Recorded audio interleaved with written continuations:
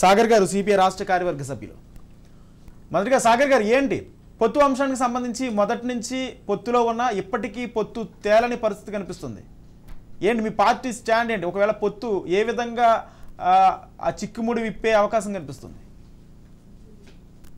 వాస్తవంగా ముందుగా approach అయినటువంటిది Congress party CPM పార్టీని, వామపక్షాలని అప్రోచ్ అయింది.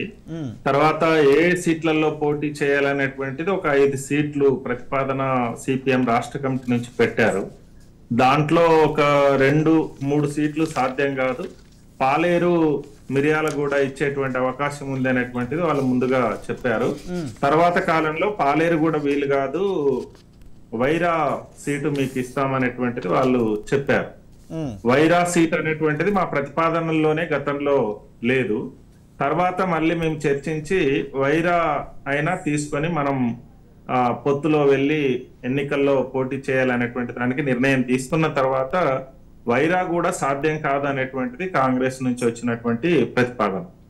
ఇప్పుడు తాజాగా వాళ్ళు ప్రతిపాదిస్తున్నటువంటి దాంట్లో సిపిఐకి ఒక ఎమ్మెల్యే కొత్తగూడెం, సిపిఎం కి మిర్యాలగూడ, చెరి ఒక ఎమ్మెల్సీని ఇస్తామనేటువంటి ప్రతిపాదన వాళ్ళు తీసుకొచ్చారు. అంటే వాళ్ళు పెట్టినటువంటి ప్రతిపాదన నుంచే వాళ్ళు క్రమంగా వెనక్కి తగ్గుతూ పోతున్నటువంటి పరిస్థితి ఉంది.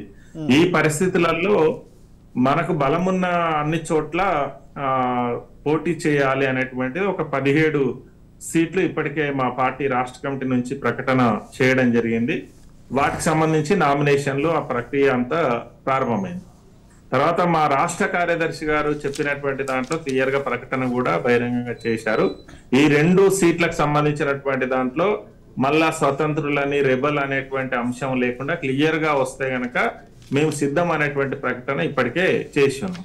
ఆ రకమైనటువంటి ప్రకటనతో కాంగ్రెస్ వస్తుందా లేదా అనేటువంటిది వాళ్ళ ఆలోచన చేసుకోవాలి. అయితే మిగిలిన చోట్ల ఏం చేస్తాం అనేటువంటి ప్రకటన కూడా ఇప్పటికే మేము చేసి ఉన్నాం. మా విధానం బీజేపీని ఓడించడం అనేటువంటిది ప్రధానమైనటువంటి ఎజెండా.